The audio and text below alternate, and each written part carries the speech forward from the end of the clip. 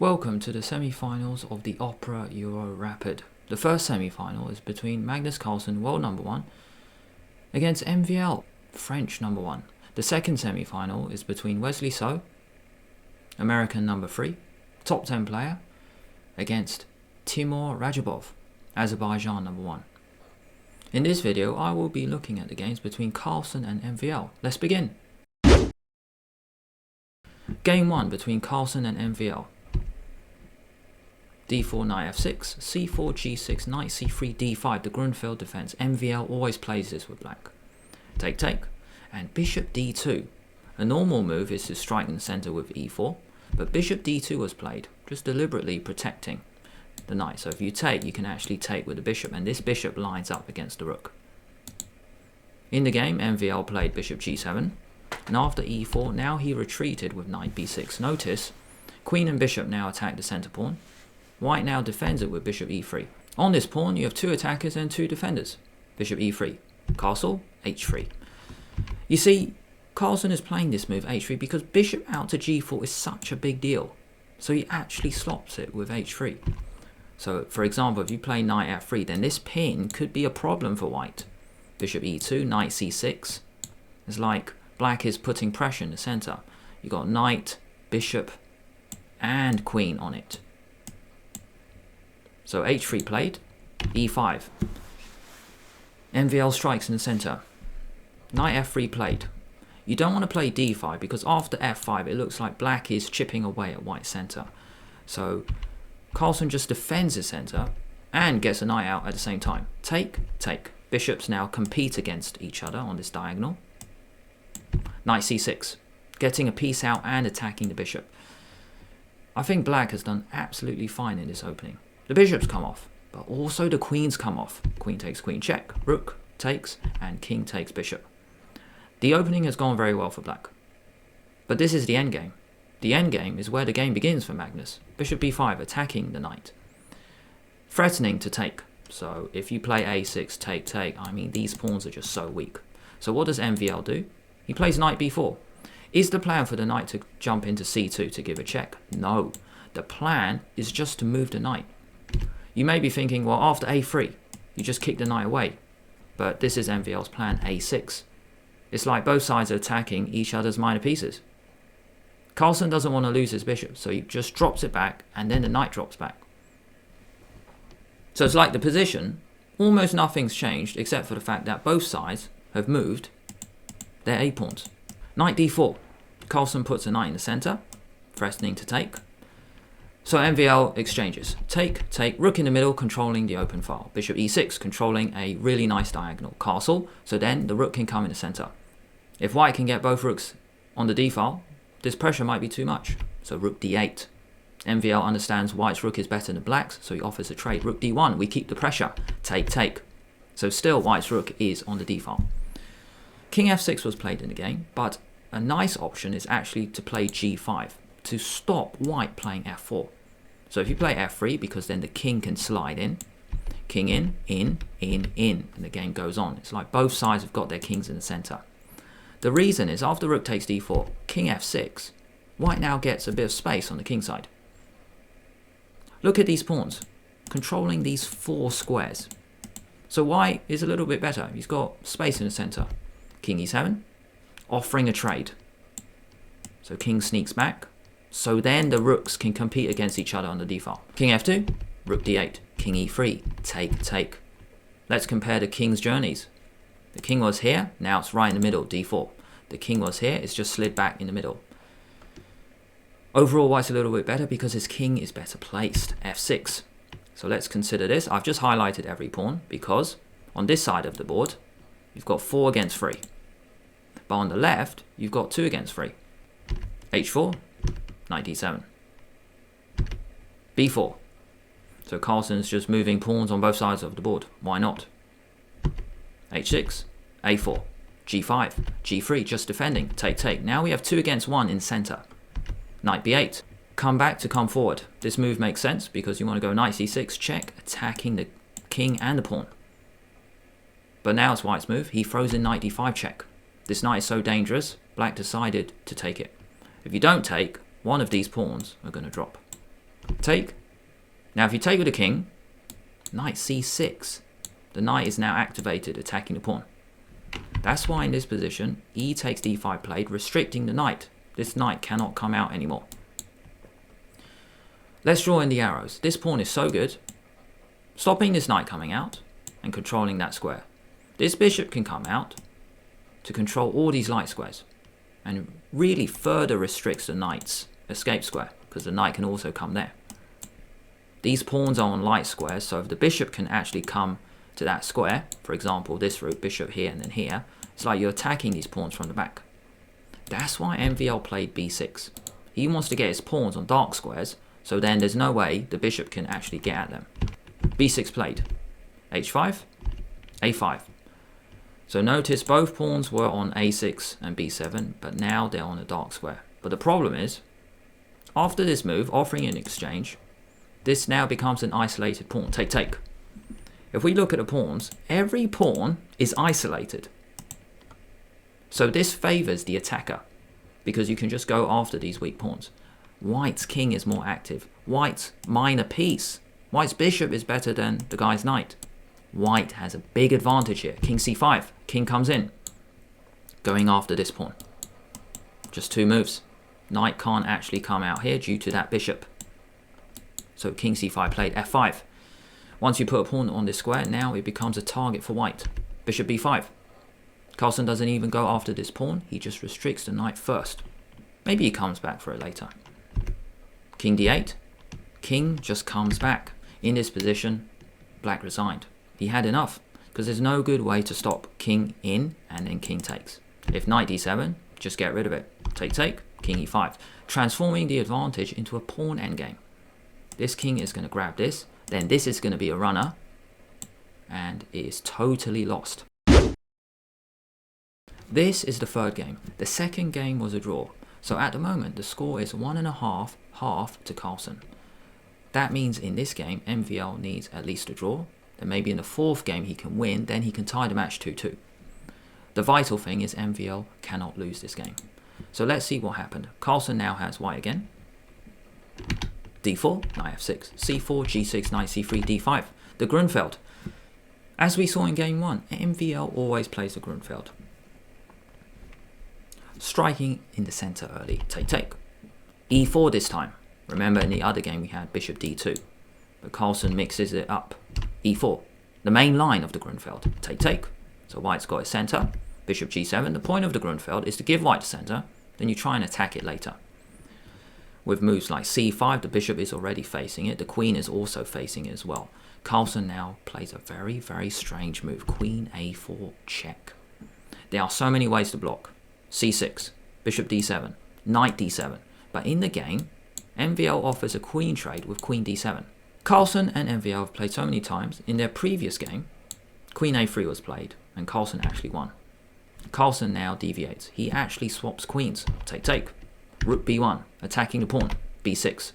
Not only defending the pawn, but black now plans to strike in the center with c5, breaking up. Trying to break up the white center. f4, very impressive pawn center from Carlsen. Look at all these pawns. These three pawns are controlling all these squares. This pawn controls these two, and these two. So very impressive center. c5, trying to break it up. Knight f3, Carlsen defends his center. You don't want to push, or else you just activate this bishop. Bishop takes pawn check. No. Knight f3, defend your center. Bishop c6, black attacks the center.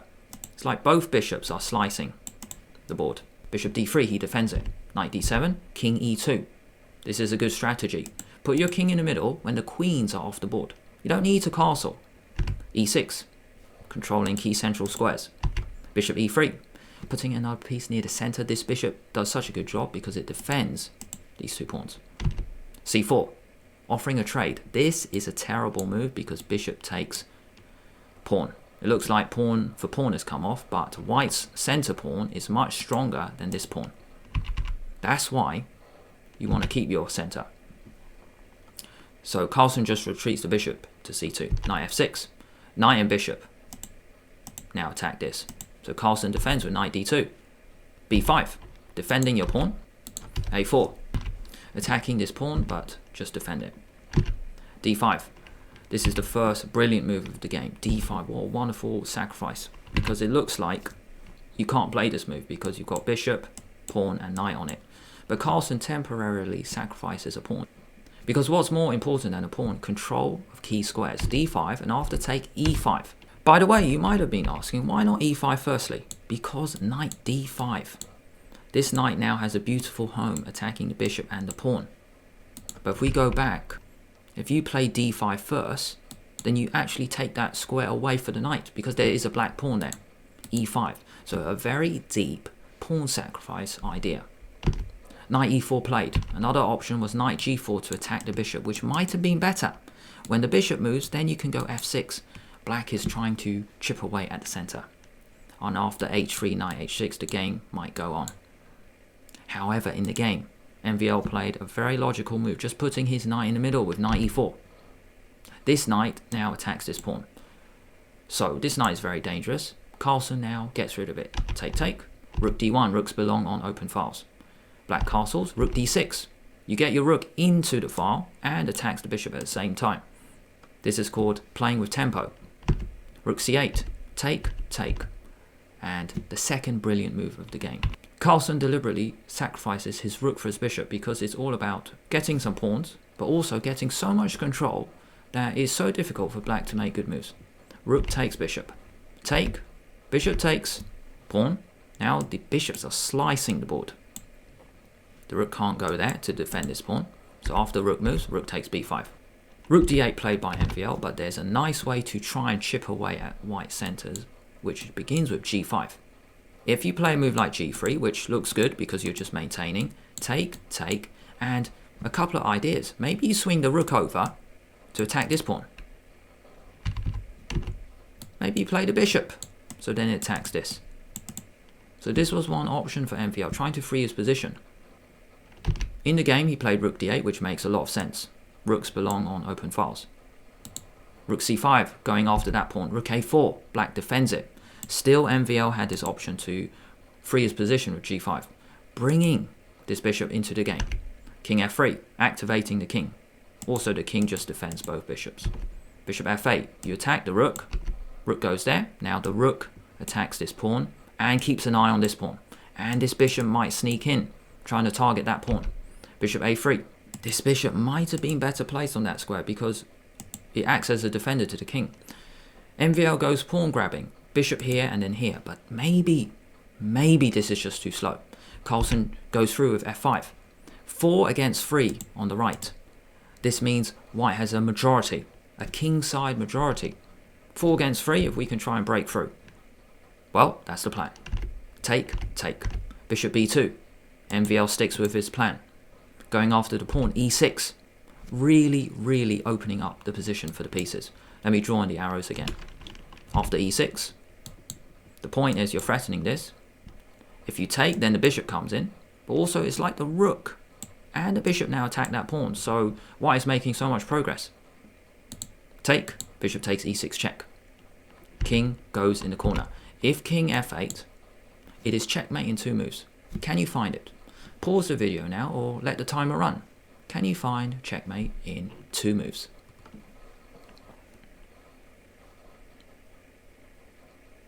First move is bishop h6.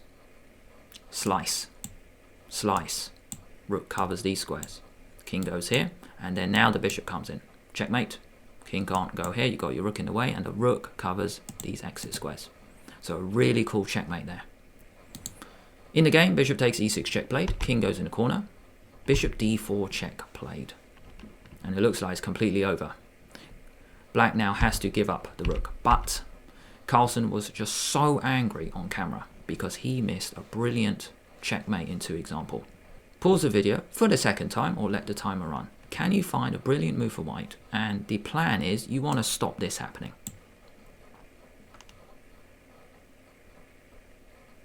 The brilliant move is rook c8, pinning the rook to the king. After you take, you don't take back, there's no point, you just go checkmate. Imagine having this against a fellow top player. You have 2 bishops, slicing the board, and it's checkmate. What a beautiful finish that would have been to the game. But he missed it, and Carlsen, he was just so angry on camera. Instead, after king in the corner, bishop d4 check first. The difference is now you can take the bishop. Take. The game is now a lot closer. Bishop f5. Bishop and rook attack this pawn. Rook a7, a really cool X-ray defensive move. Because the rook is also defending the pawn. Carlsen cannot swap rooks off. He's got to keep them on to try and win this game. Rook takes pawn. Bishop moves. Push. 2 against 1. Is this enough? King up. Up. Up. Defend the bishop. In. Rook covers these squares. g5. Controlling these squares. Bishop comes back. King comes back. Rook across, because now bishop and rook attack the pawn. King goes back. Rook d6 attacking the bishop. Bishop retreats. Bishop e4. Maybe planning check. Rook moves. Check. King up, and then take, and then black resigned. But the question is, why not king g7? The reason is, this is completely over. Pawn covers these 2 squares. Rook covers these squares, so it's time to just improve the bishop. And after bishop d5, it is game over. Even though it is the endgame, white can still create a checkmating pattern. If it's white's move now, rook g8 is mate. And you can't stop it. You can't play rook c4 check, there's a bishop there. You could play h6, but then there's a really cool checkmate in 2 moves. Can you find it? For the 3rd time, pause the video or let the timer run. Can you find checkmate in 2 moves?